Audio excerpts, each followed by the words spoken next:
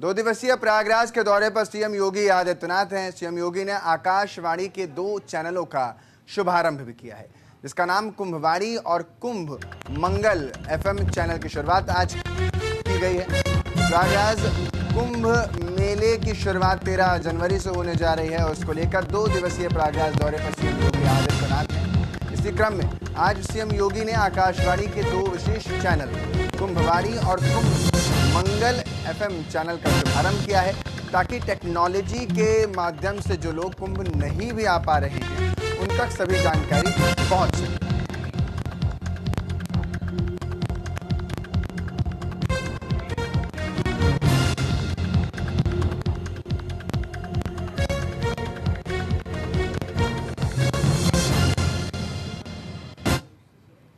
तो महाकुंभ की भव्य तैयारी है और इस ओजस्वी समय को लेकर के तेजस्वी काम वहां पर नजर आ रहे हैं। 13 जनवरी से 26 फरवरी तक महाकुंभ का आयोजन होगा।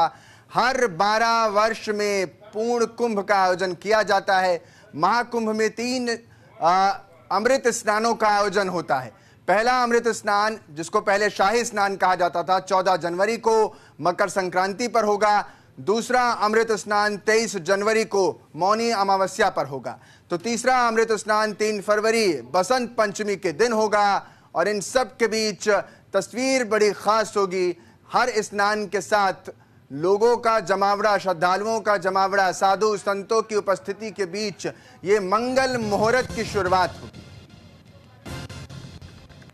और इस मंगल मुहूर्त की शुरुआत के साथ ही तमाम जो संयोग हैं वो यहाँ पर योगी आदित्यनाथ की सरकार ने सजो लिए हैं। और इन्हीं संयोगों से एक जो प्रमुख योग बनकर उपस्थित हो रहा है वो इस कुंभ मेले को, महाकुंभ मेले को दुनिया में प्रसारित, प्रचारित और प्रभावशाली स्थिति में ला खड़ा करेगा।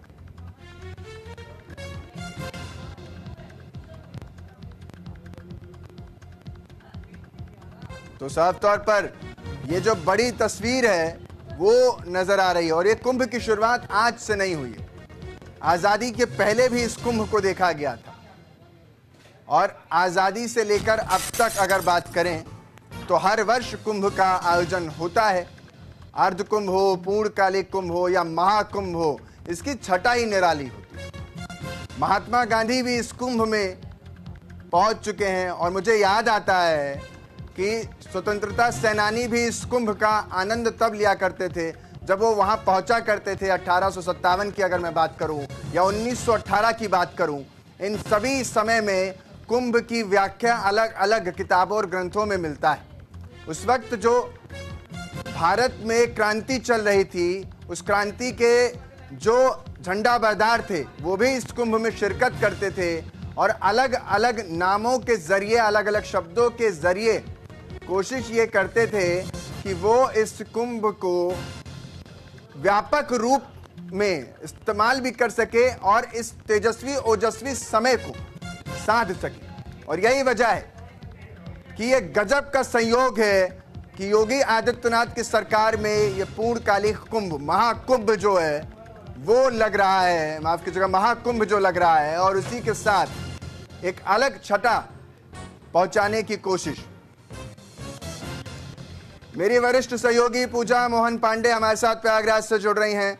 पूजा, आज की जो तस्वीर है वो और भी ज्यादा व्यापक है। जैसे जैसे दिन नजदीक आ रहा है वैसे वैसे पूरा देश नहीं, पूरी दुनिया इस कुंभ के प्रसारण को देख रही है। और आज अब से कुछ ही देर पहले सीएम ने 2 एफएम चैनल का उद्घाटन भी किया है। कुंभवाणी और कुंभ को लेकर के 2 अलग विशेष चैनल बनाए गए हैं। क्या कुछ नजारा आप देख पा रहे हैं पूजा?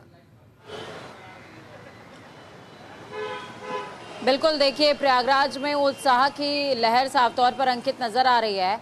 और आपकी जिस समय तो नजर जाएगी प्रयागराज में, वहाँ तक आपको महाकुंभ का जोश, उत्साह और वो खुशी लोगों के चेहरे पर नजर आने वाली है। योगी आदित्यनाथ ने 2 एफएम चैनल्स का उद्घाटन किया है। ये जानकारी आपने तमाम दर्शकों को दे दी। और इसके अतिरिक्त कल जब योगी आदित्यनाथ पहुंचे थे तो शाम के समय उन्होंने धर्म संसद से संबंधित किन किन विषयों पर डिस्कशन होने वाला है। कल मैंने धर्म संसद का जिक्र अंकित किया था।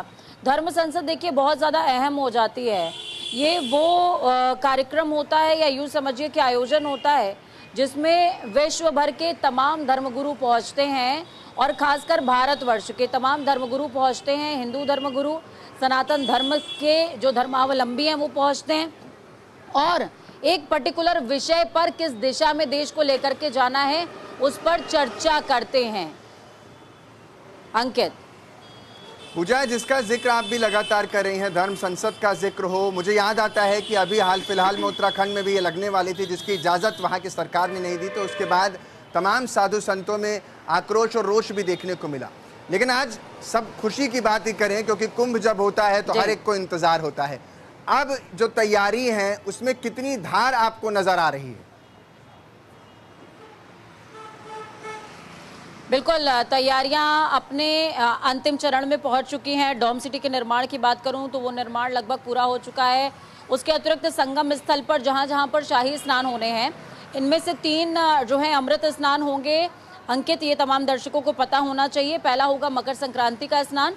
कई लोग कंफ्यूज होते हैं पौष पूर्णिमा या मकर संक्रांति। मकर संक्रांति, मौनी अमावस्या और वसंत पंचमी, ये 3 अमृत स्नान हैं।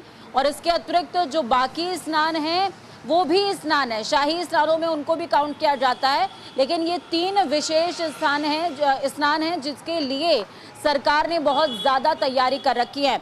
अब मैं मकर संक्रांति और इसके अतिरिक्त मौनी अमावस्या या वसंत पंचमी की बात करूं तो 10-10 करोड़ लोगों के पहुंचने की इसमें संभावनाएं जताई जा रही हैं। इस बीच देखिए, सुरक्षा की बात करें तो सुरक्षा को लेकर के भी व्यापक इंतजामात हैं और तमाम जो चौकसी है वो बढ़ती जा रही है।